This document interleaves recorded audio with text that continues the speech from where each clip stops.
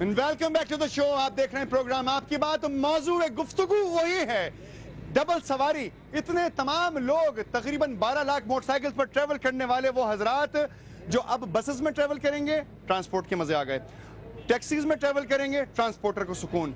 और रिक्शों में सफर करेंगे, और या फिर बेचारे अगर इतने पैसे नहीं कमा सकते तो पैदल जाएंगे।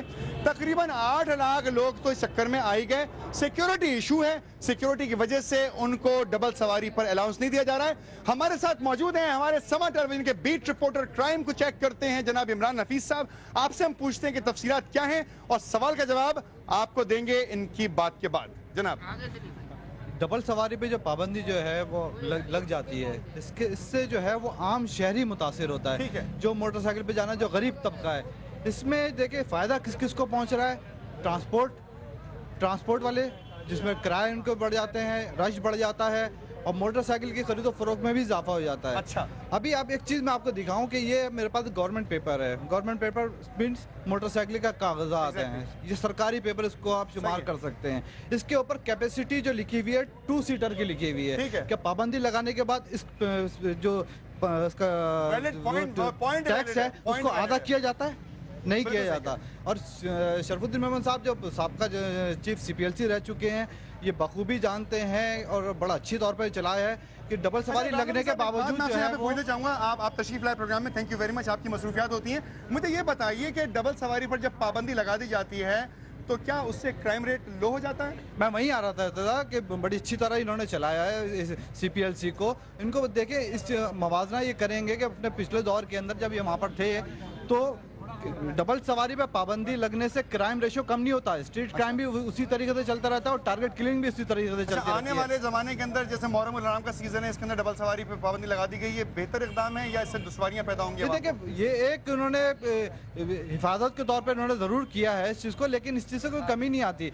टारगेट किलिंग भी चलती रहती है, मोबाइल स्नैचिंग भी चलती रहती है, आम शहरी लुटता भी रहता है, लेकिन कोई इससे फायदा नहीं होता। फायदा नहीं। Thank you very much Imran, thank you very much, आप तशरीफ लाए। फायदा नहीं होता, बहुत ज्यादा क्राइम रेट के अंदर बहुत ज्यादा कमी वाकई नहीं होती। इमरान हफीज साहब को सर आप खुद नहीं, इमरान बिल्कुल मेरे ये दोस्त हैं, आप सब लोग मेरे साथी हैं, लेकिन बिल्कुल ये बात करने के लिए तो बहुत अच्छी लगती है, मगर मैं आपको सही बताऊं कि इसका अगर प्रॉपर तरीके से एनालिसिस करें तो आप अभी क्राइम को तो मेरे ख्याल में इस बात को छोड़ दें, इसलिए कि जो अभी इस वक्त मौका है, मुहर्रम उल हराम का मौका है, इसमें आपने देखा 2-4 रोज़ पहले ही CU के पास जो हमारे दो हमारे जवान शहीद भी हो गए। तो ये चीज़ें हैं जो कि हकीकत है और हमारे यहाँ सामने, हमारे नज़रों के सामने हैं। इसको ज़ाहिर है रोकने के लिए हुकूमत की तरफ से इकदाम उठाए जाते हैं। और ये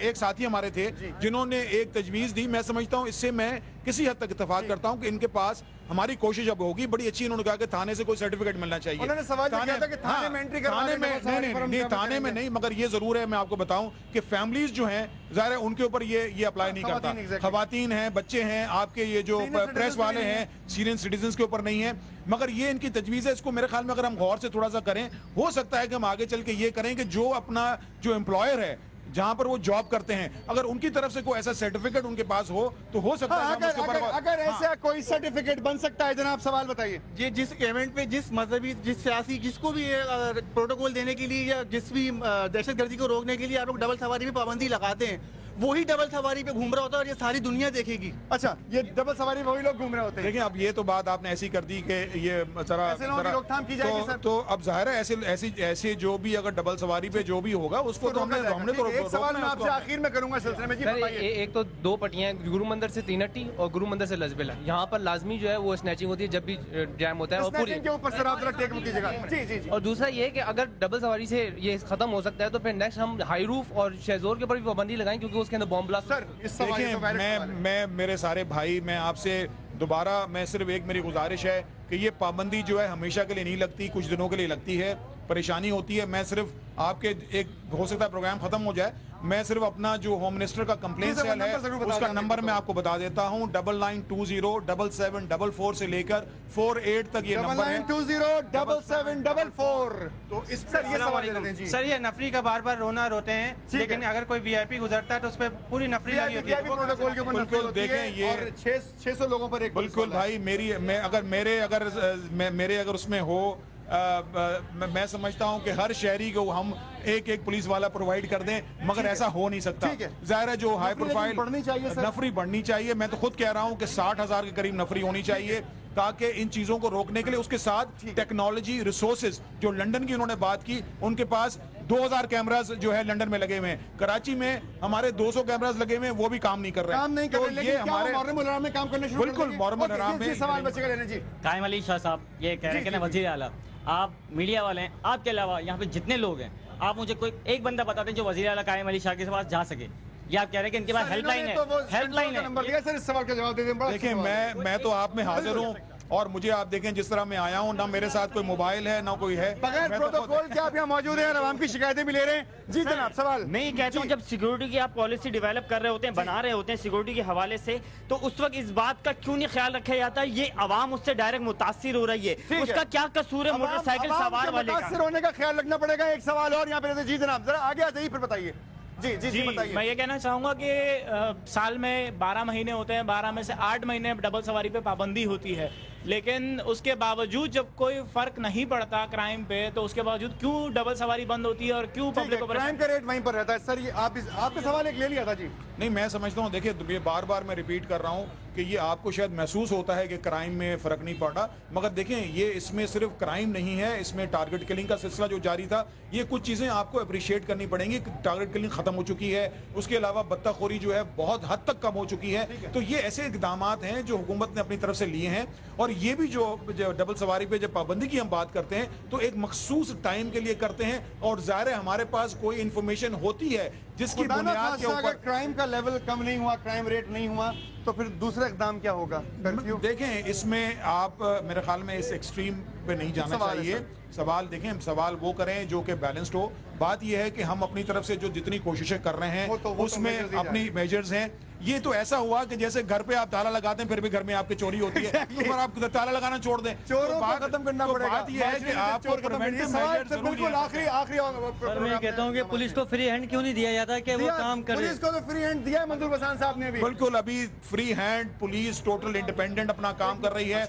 और ये मैं आपको बताऊं जो कंप्लेंट सेल भी बना है, ये अकाउंटेबिलिटी का प्रोसेस भी है कि पुलिस के खिलाफ कोई शिकायत हो तो वो हमारे कंप्लेंट सेल पे आप दर्ज करा सकते हैं। तो ये जो बात कही बिल्कुल उसी नंबर पे, और मैं खुद उसको मॉनिटर कर रहा हूं, होम मिनिस्टर खुद उसको मॉनिटर कर रहे हैं, मैं खुद वहां मौजूद। मैं खुद सवाल बताइए सर, इन्होंने कहा कि कुछ दिनों के लिए बंद करते हैं, इनके लिए तो 6 महीने में बंद हो जाए तो कोई फर्क नहीं पड़ता, हमारे एक दिन बंद हो जाए तो बहुत फर्क पड़ जाता है। एक दिन अगर बंद हो जाए तो सर देखिए मैं आपके सामने मैं इनके साथ हूं, आपने गले लगा लिया। देखिए मैं इनके साथ हूं, मगर हम भी हमारी मजबूरी है।